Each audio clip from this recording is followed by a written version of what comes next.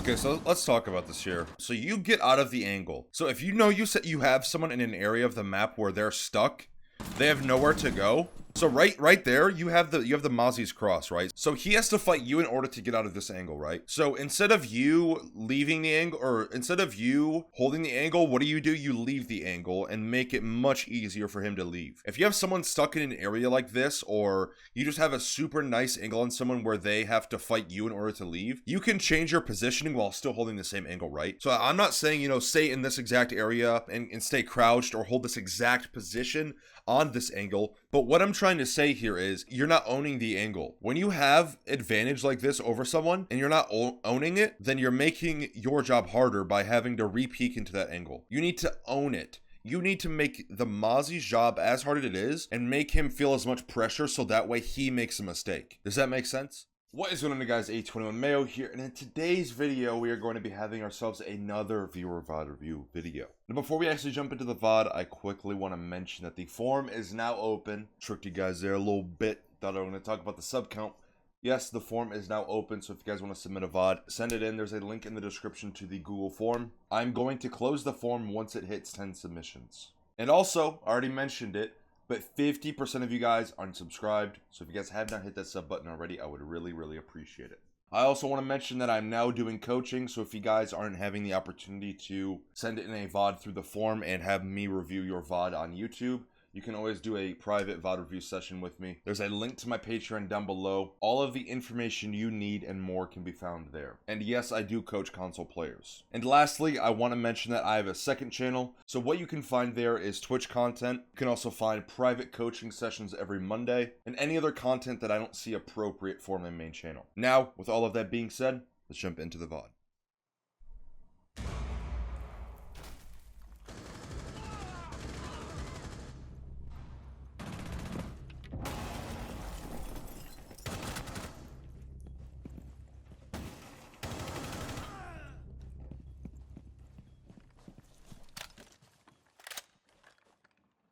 You know that one is kitchen window and one's blue bar.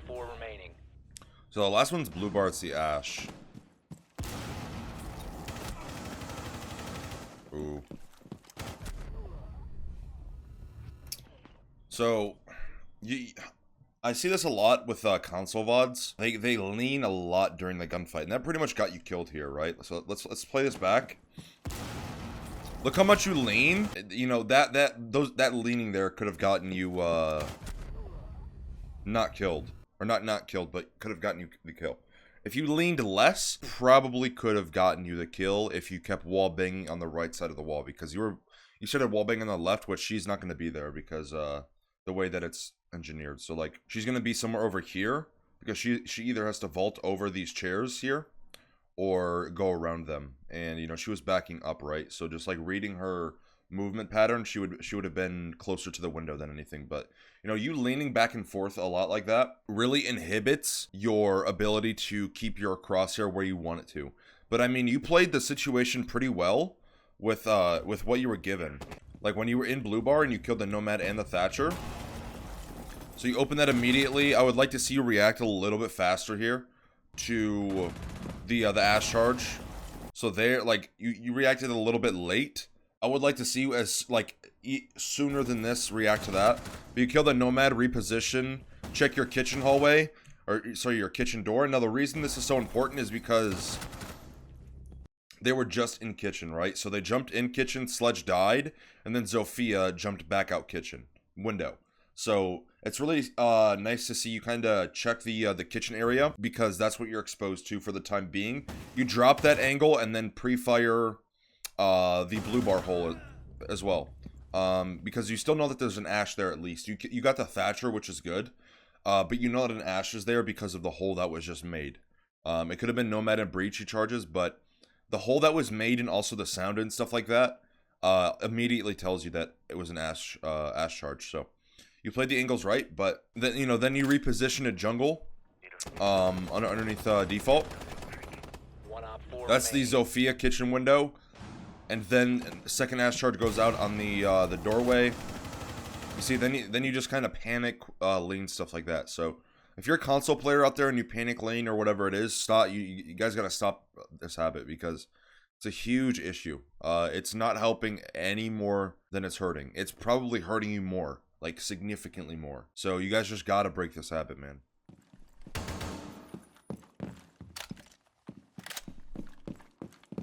Okay, so two of your teammates just died. Now it's a 2v2. You're rotating back site. A huge misplay that a lot of roamers have is they always stay in the roam. They never really are prepared to go back site whenever they need to, and make that man count even. Because even though it's a 2v2 on the scoreboard bar here at the top, it's still effectively a 1v2 on site.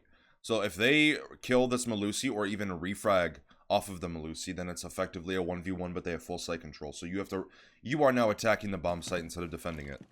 So that's a huge thing that a lot of roamers have issues with. There's someone in luggage. Oh, it's actually on the roof. There's someone on the roof still. You're playing far too aggressive here. So if we go back a little bit, you start hearing these guys' luggage. It's a Thatch or Capitao. And you're playing way too aggressive. And you also don't have your Vigil scanner cloaked. So he either heard you or they have information on you on a drone. Activate your Vigil scanner. But you're playing far too aggressive for a 2v2. Because now what you've done is you've left this situation up to the Melusi to clutch now. Just because you played a little bit aggressive. You can either pre-fire this area, make the attackers know that you're there, and then leave, or just keep shooting at them. Trying not to take direct gunfights, but pressuring them in the back. Because they have roughly 50 seconds left. Which is... yeah, they have 50 seconds left, which is effectively like 35 seconds, 40 seconds. Because they have to still execute site. And then also plant. So planting takes around 7 seconds. Well, the actual animation of the diffuser going down takes 7 seconds. But, you know, to kind of get off of the plant, relocate, and reposition, takes around 10 seconds from the attacker minimum. So, you know, that's already... you're already at 42 seconds. And they still have to execute the bomb site. So if they have to refrag or whatever it is off of the Melusi, that's also going to take another, you know, 10 seconds, 5 seconds, or whatever it is. I'm just throwing numbers out to kind of give you an example and kind of block out the time for the attackers. But nonetheless, if you stall behind them and kind of pre-fire locations, not trying to take the direct gunfight, but just let them know that you're there, it's still going to add that pressure from both sides that they're feeling where one is on site, the Melusi, and the other one is behind you, which is you. Or sorry, and you know, you're behind them. So you're adding this pinch maneuver where they have to make a decision on where to go. And then you don't have to take the... you can always leave whenever you want. Or what you could do is go VIP hallway, hold the cross, maybe try to get a pick off of it, or go play 90, because that's also effectively holding the cross, right? Unless someone comes your long hallway, which you should hear by the time they reach you 90 side. But yeah, you can hold the theater cross and make sure that they don't walk into theater for free, or you can just go play site and, you know, play for the refrag or just hold a crossfire with the Melusi. But nonetheless, you had much better options here instead of just peeking and trying to take the gunfight directly, because that's ultimately what you did. And it put your teammate in a bad position. So far during this round, we're 1 minute and 30 seconds in. Your team has only gotten 1 pick, so it's a 2v4, and you killed the Aruni. So you killed the only defender on the team that is dead. And one thing that I'm seeing you do a lot here is you went blue window, then you went sunrise, then you went kitchen window where you killed the Aruni, and then you went service. It seems like you're just kind of trying to feel out areas of the map, but it's not... it's important to realize that as an attacker, especially on a map like Coastline where it is on paper attacker sided, that you understand how to pre-plan your destinations and what you want to do during a round. This is a big reoccurring issue that I see a lot in these VOD reviews, is people just kind of attack or defend a round and they don't understand what they're doing or why they're doing it. If there's no purpose behind something that you're doing, then why are you doing it in the first place, right? Because let's just say that this thing succeeds. Okay, well then what are you going to do after it succeeds? Because if you were attacking an area of the map that you weren't really expecting to get through, then what are you going to do then? Because you don't have a pre-made plan in your head of, okay, well, I made it this far, what do I do now? You understand what I'm saying? Like, you need to make this pre-thought out plan or path during a round. Okay, if I go here, I want to take this map control, I'm going to drone here, I'm going to use my utility here, if someone's here, I'm going to do this. Stuff like that. Because the more you prepare, the less thought goes into a round in terms of, okay, I need to do this if this is here, I need to do that if that is there, right? Does that make sense? You're just prepared. Your overall readiness and you being prepared is just there more. So you don't have to put thought into those little things that you've already thought about, right? So instead of wasting a minute, because this is wasted time by this point because you have gained absolutely no map control and you've only gotten one pick out of it. So instead of wasting this time trying to feel out areas of the map and go to a window, go to a doorway, go from one side of the map to the other, think about where you want to go and where your team is going as well if this is a solo queue game. It's super important because all this time is wasted time. You have gained absolutely no map control, which is the #1 thing for an attacker, is to get that map control so that way you can set up a foundation or kind of like an area of the map where you can attack off of that into the bomb site, right? So you're attacking the first initial map control of wherever the defenders are to give you that foundation and kind of that skeleton of your attack, and then you're attacking the bomb site, if that makes sense. Okay, so let's watch this here for a sec. So you say I wanted the Nomad just for a sound cue. I know it was bad. Well, let's look at what happens here. So the Nomad goes down. Someone dies. Okay, so that's Capital. That's Malusi Nitro. All right. But even then, well, the reason I know it's probably Malusi Nitro, I'm not 100% sure, but I'm like 80-90% sure. The reason I know that is because Capital is on Hookah Belk, and Malusi is in Hookah most likely, because Bandit's below right now because he's about to kill you.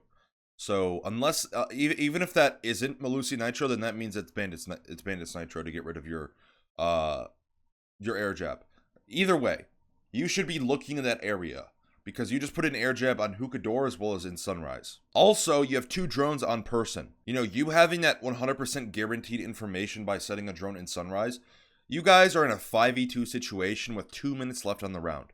This is a huge advantage, especially, you know, Coast, as I said earlier, most of the time Coastline is a very attacker-sided map just because of the way it's engineered and kind of the advantages that the attackers get to their side. You have plenty of time to set up a drone, to, you know, set up a proper air jab, you know, take Sunrise control, set an air jab up on the double door, leave your drone in there, check it periodically while you're on big window rappel. You had a lot of time and, you know, kind of safety net, so to speak, to properly set up information in Sunrise instead of, you know, just having an air jab there that was poorly placed. Even going back here, you said you wanted it for a sound cue. Well, let's look at this air jab. It was not very good. So you're probably not going to hear the sound cue. It'll be much better if you want to put an air jab next to this couch, put it in the couch there, like in the little armrest underneath the cushion, or not underneath the cushion, but like tucked in the corner of the armrest where it kind of meets the backrest and the bottom of it. So like kind of in that corner right there. Even putting it there, because the concealment will be much better than just putting it on the floor right here where they can see it all in Sunrise and, you know, be able to shoot it, right? So you can shoot out this big like back cushion here, this little like pillow. Shoot that out so it goes deeper into the couch, and then put an air jab there. But yeah, taking Sunrise control, droning that area out would have been very easy, or not easy to do, but it would have been worth your time, is what I'm trying to get across here. So, you know, instead of just trying to lazily do something, make sure that you do it proper, so that way someone else doesn't have to come through and do it again, which is going to take more time and energy from the attacking team. So just make sure that, you know, you pay attention to stuff like the man count. What is the man count? What is the time? How much map control do we have? Especially as an attacker, because that'll tell you, okay, can I afford to set up a flank drone here, you know, take Sunrise control and properly air jab off the double door? Yeah, I do. And then leave my drone in there? Okay, well, yeah, 3v or 5v3, you know, and then your teammates get that last pick, so now it's a 5v2. You have plenty of time and man count to do that. You can definitely afford doing that, and then you can get on big window. Okay, so let's talk about this here. So you get out of the angle. So if you know you have someone in an area of the map where they're stuck, they have nowhere to go. So right there, you have the Mozzie's cross, right? So he has to fight you in order to get out of this angle, right? So instead of you leaving the angle, or instead of you holding the angle, what do? You leave the angle and make it much easier for him to leave. If you have someone stuck in an area like this, or you just have a super nice angle on someone where they have to fight you in order to leave, you can change your positioning while still holding the same angle, right? So I'm not saying, you know, stay in this exact area and stay crouched or hold this exact position on this angle. You can move to the left, or sorry, to the right more to get a deeper angle and, you know, cut off that rotation even more by looking closer to where he's playing. But what I'm trying to say here is you're not owning the angle. When you have advantage like this over someone and you're not owning it, then you're making your job harder by having to re-peek into that angle. You need to own it. You need to make the Mozzie's job as hard as it is and make him feel as much pressure so that way he makes a mistake. Does that make sense? Because when you have someone trapped like this and you give the angle up, you're not owning it. You're not making their job harder. You're making yours harder at the end of the day. Because now you have to re-peek, re-find the angle, readjust your crosshair, and then the Mozzie eventually leaves, right? Which should have been a free kill. On console, I feel like pre-aim is much harder to do. But pre-aim is like probably one of the strongest things you can have on console in my imagination or my thought. Because I never played this game on console, but I played almost 10 years of console. Just FPS games and stuff. So I know what it's like to play FPS games, but I don't know what it's like to play console Siege. But like, look at your pre-aim here. So like you're aiming a little low. You're also aiming in the middle of the doorway. You know that someone's an Aqua because you heard him like move like a million times. Then you kind of flick upwards for some reason, and you're completely off target, and that's just whiffing. I mean, you know, you can either chalk this up and say, oh, I just whiffed, or you can say, okay, why did I lose this gunfight at the end of the day? I would have to say pre-aim, a little bit of it at least, but you also did whiff, so it's kind of a combination of those two things. Yeah, but this is such like a weird situation, because you hear him so many, like if we go back here, you hear this guy so many times. Like you heard him there once, you hear him there again, hear him there again and again, and then he peeks you. So maybe they have 90 cam up, maybe they have a Velt cam on you, I don't know, your IQ, you can very easily figure that out. Because this Jaeger peeked with pretty solid confidence. But yeah, that's going to be the end of the VOD here. As I said at the beginning of the video, the VOD form is open, so if you guys want to submit your VODs, it is currently open right now. I am going to close the form once it reaches 10 submissions. So for all the people who come into my Twitch chat or DM me on Instagram, TikTok, you know, in my comment section or Twitter, asking why is the form not open, that's why. So for the people who don't understand that, this is your moment to understand that, because I get a lot of messages each day. And if you guys don't want to submit your VOD into the form or just don't have the opportunity to, you can always do a private VOD review session with me, which is much more in depth than this. I go into much more detail and I give a lot more information from the actual form, or sorry, the VOD review through the coaching. If you guys want a VOD review in private with me, or a VOD review with much more detail, then that is the best place to do that. I also have tiers for coaching. I also have tiers for one VOD review a week on my Patreon, as well as a tier for coaching and a VOD review session, which is 2 hours. So, you know, I have a lot of different options over there and a lot of different packages. If you guys are interested in the coaching, there's a link to it in the description. And lastly, before I go, I want to mention again that 50% of you guys aren't subscribed. So if you guys have not hit that sub button already, I would really appreciate it. Also, check out the second channel. There's a link to that in the description. I know a lot of links. Listen, I'm sorry, but just the way it's got to be done. And there is also a link to my org, which is the Wichita Wolves. A great org. I'm a content creator for them, so make sure you guys go show them some love. All those links can be found down below. And yeah, with all of that being said, I hope you guys enjoyed. I hope you learned something new. I will see you guys in the next video.